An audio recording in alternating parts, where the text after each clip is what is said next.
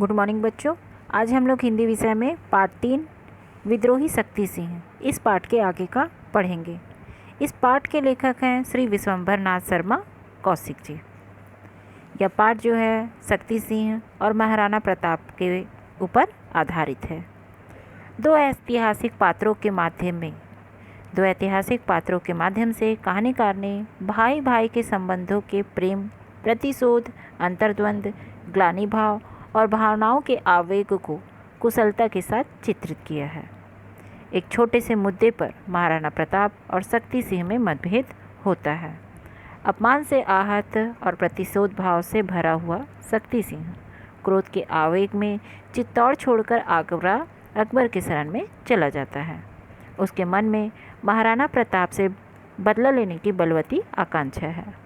मुगल और राजपूतों के मध्य युद्ध में शक्ति और अकबर की ओर से लड़ रहा होता है।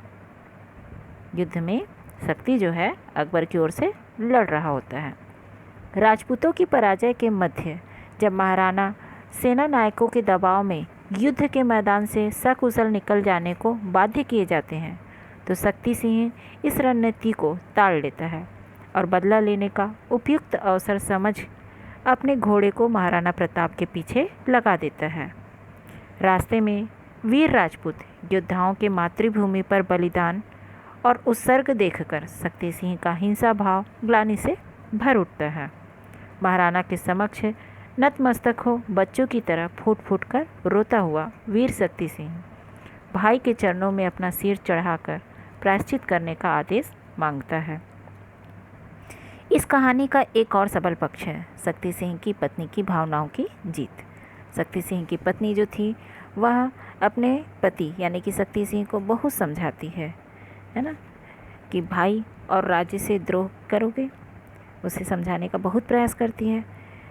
शक्ति सिंह जो था वो भाई एवं देश से द्रोह करने की बात जो है पत्नी के द्वारा जो कही गई बातें है उसको अपराधी की भाई सुनता है और सोचने लगता है।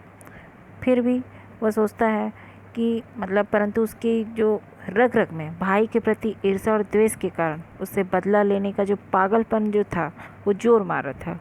उसने प्रताप को जान से मारने की प्रतिज्ञा ली थी। नासमझ दिल को समझाना सरल नहीं होता। ऐसे लोगों को कोई नहीं समझा सकता, क्योंकि नादान लोग समझना ही नहीं चाहते हैं। उसे समझाने की उसकी पत्नी तो बहुत प्रयास करती है और उसके बावजूद जो है शक्ति सिंह जो है बदला लेने की भावना से पूरी तरह से उसमें समाहित थी। उसमें अब युद्ध होता है। शक्ति सिंह जो है मुगल की ओर से लड़ रहे होते हैं और महाराणा प्रताप जो है राजपूतों की सेना उनकी थी।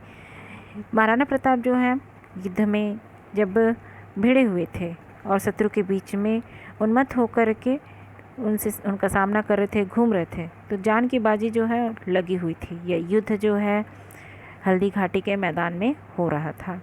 इतना भयंकर युद्ध था कि सभी पशु पक्षी जो जीव जंतु हैं वो भी डर के मारे अपना आश्रय जो है ढूंढने लगे थे और छुप करके बैठे थे।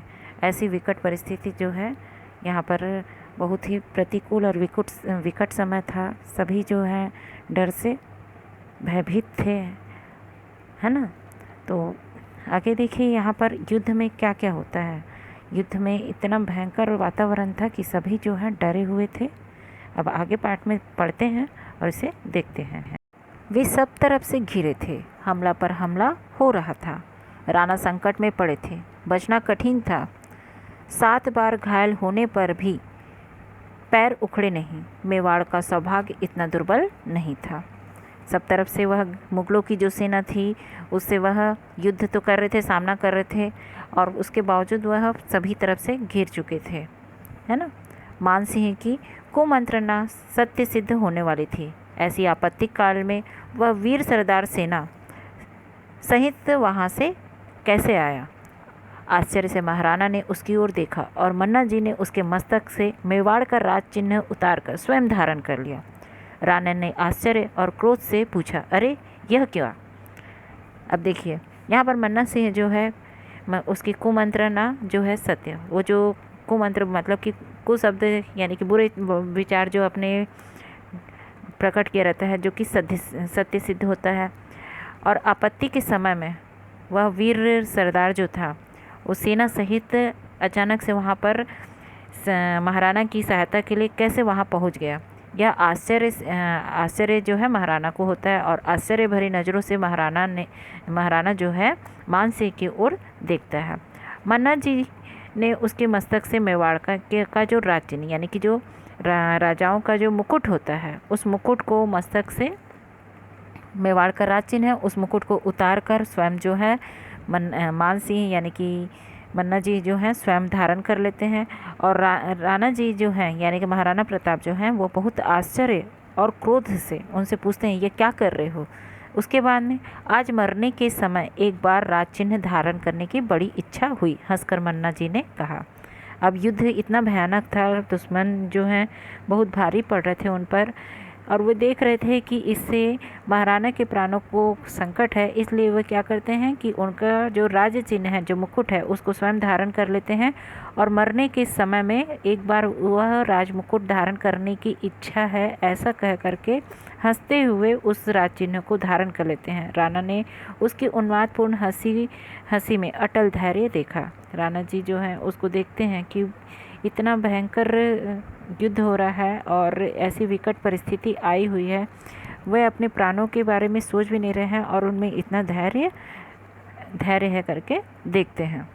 मुगलों की सेना में से शक्ति सिंह इस चातुरी को समझ गया। उसने देखा घायल प्रताप रण क्षेत्र से जीते जागते निकल चले जा रहे हैं और वीर मन्ना जी को प्रताप समझकर मुगल उधर ही टूट पड़े हैं। अब राज चिन्ह को देख रहे हैं तो सभी को यही सोच रहे हैं कि वही राजा है और सेना जो है उन्हीं के ऊपर टूट पड़ी है। अब उसका भाई जो है शक्ति सिंह, वो तो उससे भली भांति पहचानता है, तो वो उसकी रणनीति को समझ जाते हैं।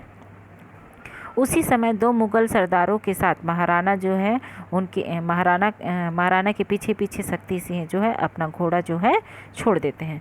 खेल समाप्त हो रहा था। स्वतंत्रता की बलिवेदी पर सन्नाटा छा गया था। जन्मभूमि के चरणों पर मर मिटने वाले वीरों ने अपने को उत्सर्ग कर दिया था। 22,000 राजपूत वीरों में से केवल 8,000 बच गए थे। अब यहाँ पर देखिए, जब युद्ध की स्थिति ऐसी बन चुकी थी, युद्ध के बाद की स्थिति ऐसी बन चुकी थी कि अब ऐसा लग रहा था कि युद्ध का खेल जो है समाप्त हो रहा था। स्वतंत्रता रूपी युद्ध भूमि पर केवल सन्नाटा रह गया था। मातृभूमि पर अपना बलिदान करने वाले वीरों को वीरगति जो है प्राप्त हो चुकी थी। युद्ध में इतना भयंकर नरसंहार हुआ कि 22,000 राजपूतों की सेना में से केवल 8,000 सैनिक ही बच पाए थे, है ना। विद्रोही शक्ति सिंह चुपचाप सोचता हुआ अपने घोड़े पर चढ़ा चला जा रहा था। मार्ग में 100 कटे पड़े थे, कहीं भुजा शरीर से अलग पड़ी थी, कहीं धड़ कटा हुआ था, कहीं खून से लथपथ मस्तक भूमि पर गिरा हुआ था। कैसा परिवर्तन है! 2 घड़ियों में हंसते बोलते और लड़ते हुए जीवित पुतले कहाँ चले गए। ओह, ऐसे निरीह जीवन पर इतना गर्व! यह जो है शक्ति सिंह जब महाराणा प्रताप का पीछा करते हुए उनके पीछे घोड़े को दौड़ाता है, तब वह सारी जो भूमि है, जो रणभूमि है, उस पर लाशें पड़ी हुई होती हैं, उन्हें देखता है और मन ही मन इस प्रकार का विचार जो है उनके मन में आने लगता है। शक्ति सिंह की आंखें ग्लानि से छलछला गई। ये सब भी राजपूत थे, मेरी ही जाति के खून थे। हाय रे मेरा प्रतिशोध पूरा हुआ। क्या सचमुच पूरा हुआ? नहीं, यह प्रतिशोध नहीं, अधम शक्ति। यह तेरे चिरकाल के लिए पैशाचिक आयोजन था। तू भला पागल, तू प्रताप से बदला लेना चाहता था। उस प्रताप से जो अपनी स्वर्गातपी गरियसी जननी जन्मभूमि की मर्यादा बचाने वाला था, वह जन्मभूमि जिसके अन्न जल से तेरी नसें भी फली फूली हैं। अब भी माँ की मर्यादा का ध्यान कर। यहाँ देखिए, जब प्रताप का पीछा करते हुए रण क्षेत्र में राजपूतों की लाशों को देखकर प्रताप के प्रति शक्ति सिंह का प्रतिशोध जो है ठंडा पड़ जाता है और उसे अपने किए पर पछतावा होने लगता है। अपनी मातृभूमि की मर्यादा की रक्षा में अपने प्राणों को न्यौछावर कर दिए राजपूतों के छत विछत लाशों को देखकर प्रताप को मारने के लिए उनका पीछा करते हुए शक्ति सिंह की आंखें अपनी गलती का एहसास कर नम हो जाती हैं। वह सोचने लगता है कि ये छत विछत 100 उन राजपूतों के हैं जो मेरे ही जाति के खून थे। हाय रे अभागा मैं! क्या सच में मेरा बदला संपूर्ण हुआ? नहीं, यह बदला नहीं, यह तो देशद्रोह है। पापी शक्ति, यह चिरकाल के लिए तुम्हारे द्वारा आयोजित राक्षसी यानी कि कुकृत्य था। तू प्रतिशोध की आग में उन्मत्त हुआ, उस प्रताप से बदला लेना चाहता था जो तुम्हारा भाई है, उस प्रताप से जो माता और एवं मातृभूमि स्वर्ग से महान होती है, उसकी मर्यादा का रक्षक है, उस मातृभूमि का रक्षक जिसका अन्न जल खून बनकर तेरी रग रग में दौड़ रहा है। शक्ति, अब भी समय है। तू भी माँ की मर्यादा का ध्यान रख और प्रताप के चरणों में नतमस्तक हो जा। यह विचार जो है इस प्रकार से उसके मन में आने लगती है। सहसा धाएँ धाएँ गोलियां का शब्द हुआ। चौंक कर शक्ति सिंह ने देखा, दोनों मुगल प्रताप का पीछा कर रहे थे। महाराणा का घोड़ा लसपस्त होकर झूमता हुआ गिर रहा था। अब भी समय है। शक्ति सिंह के हृदय में भाई की ममता उमड़ पड़ी। फिर एक आवाज़ हुई, रुको, है ना। वहाँ से फिर एक आवाज़ आती है और रुकने को कह है। अब उस शक्ति सिंह के हृदय में जो भाई के प्रति है ममता उमड़ पड़ती है और